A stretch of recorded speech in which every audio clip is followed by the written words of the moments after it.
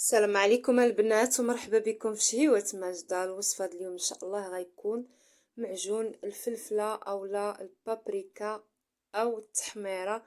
كيجي لذيذ وكيجي رائع هكا تنسمي به يعني طويجناتك اولا القطاني اولا لي بات كتجي غزاله ولذيذه وسهله في طريقه التحضير. وهنا كنقول لك مرحبا بك اختي في شهيوة ماجدة.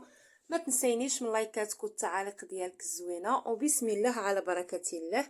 عندي هنايا الكميه ديال الفلفله، عندي 3 كيلو من هاد الفلفله هذه اللي كتكون حمراء ومهبره على هاد الشكل هذا كما كتشوفوا معايا. حتى لما لقيتوش هذه يمكن لكم ديروا الاخرى، انا لقيتها متوفره فشريتها وبغيت نحضر معكم هاد المعجون ديال الفلفله. كما كتشوفوا بعد ما درتها في الماء وعقمتها بشويه د الخل والملحه وغسلتها مزيان وكنخليها حتى كتستقطر وتنشف. من بعد كما كتشوفوا معايا كنحلها من الوسط وكنحيد لها هاد الزريعه هذه ولا وديك الشوائب اللي كيكونوا فيها يعني بويض هكاك، وكنبقى مستمره على هاد الشكل حتى كنسالي ديك الكميه اللي عندي. هكا كنبقى هكا كنحيد ديك الزريعه، كنحيد كلشي وكنجيب واحد الكسكاس اللي غيهز لي هاد الكميه اللي عندي. عرفتي راه كتجي رائعه وكتهنيكم وكتطلق اللون يعني في الطياب، وشي حاجه اللي كنعرفوا يعني شنو فيها ومصوبينها على يدينا. كما كتشوفوا معايا كنديرها في واحد الكسكاس والماء هنا راه كيغلي. من بعد غنغطي عليها ونديها لفوق النار نفورها كما كتشوفوا معايا على هاد الشكل هكا. هاد الكميه راها غتنقص، كنصحكم ديروا كميه اكثر لحقاش راها زعما كتنقص يعني ملي كتفور كيجي هذا هو الشكل ديالها. راكم شفتوا كان الكسكاس مقبب، شوفوا كي ولا يعني. وهنا كنخليها حتى كتبرد وكنحيد لها هاد الجليده ديالها بكل سهوله على هاد الشكل هذا. كنبقى نحيد لها هاد الجليده وكنديرها في هاد الطويصه هذه حتى كنكمل الكميه اللي عندي. راني سبق لي وحطاها معاكم يعني هاد الطريقه هذه وهي مشويه في الفران. وهنا بعد ما فورتها راه ما كندير معاها لا تومه لا حتى شي حاجه، كنكتفي غير بهاد الفلفله اللي عندي. هنا بعد ما ساليت كما كتشوفوا كنحيد لها هاد الجليده كلها، ومن بعد كنجيب واحد الهاشوار كما كتشوفوا معايا او مونينيكس اللي كتفضل، وكنبقى ندير هاد الفلفله ديالي هكا على هاد الشكل باش غادي نطحنها. وما ما كنطحنهاش بزاف حتى كتطلق الماء ديالها بزاف. هكا كنطحن وكنرتح يعني الهاشوار ديالي على هاد الشكل. كنبقى مستمره كما كتشوفوا معايا هكا.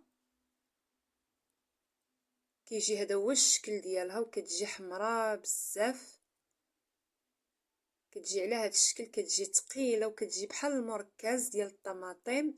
وحنا كنحضروا هكا مركز ديال الفلفله. عندي هنا واحد اللاطه اللي كنفرش لها واحد البلاستيكه من تحت وكنخوي هذا المعجون ديالي ديال الفلفله على هذا الشكل. كنخوي الكميه اللي عندي كلها. هاد الفلفله راني ما كنشحرها ما حتى شي حاجه لحقاش غنديرها تجمد ما كنشحرهاش، ماشي بحال الفيديو اللي سبق لي وحطيت لكم ديال الفلفله اللي مشويه. هذيك تنديرها غير في قريعه وكندير فيها زويته وكنخليها يعني في الباب ديال الثلاجه. هذه لا، هذه غندخلها للمجمد حتى تجمد كما غتشوفوا معايا. بعد ما كنخوي الفلفله ديالي في هذه اللاطه كنقاد اللاطه ديالي على هذا الشكل هذا وكنضربها شويه في طاوله العمل. من بعد كندخلها للمجمد كما غتشوفوا معايا. كندخلها للمجمد بحال كتبقى تماسك. كنخرجها ونقطعها مكعبات على حسب القياس اللي بغيت انايا، واش كبير واش صغير.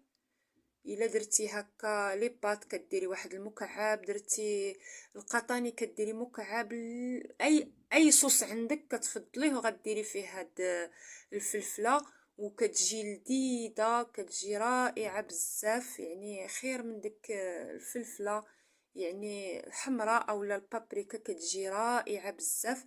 انا قطعتها مكعبات على هذا الشكل هذا كما كتشوفوا معايا. كيجي هذا هو السمك ديالو، راه غليظه تبارك الله هكا.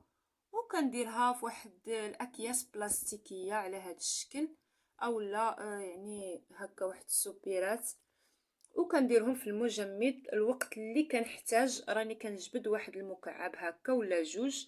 طريقه سهله وسريعه وكتوجد بسرعه. وهكا لا كانت الفلفله يعني متوفره في المارشي ولا في الاسواق، يعني نجيبوها ونخدموها. الطريقه راها سهله ماهله كما كنقولوا، ما كتاخذش واحد الوقت اللي هو كتير او مجهود كما كتشوفوا معايا. يعني قل من ساعه ممكن توجدي هذا المعجون ديال الفلفله. الا وصلتي حتى لهنا حبيبتي كنقولك ما تنسايش تشاركي الوصفه مع العائله والاصدقاء وتفعلي الجرس باش يوصلك كل جديد ديالي. وكنقول لكم شكرا البنات، وهنا نتلاقاو مع وصفات جديده وفيديوهات جداد وبسلامه.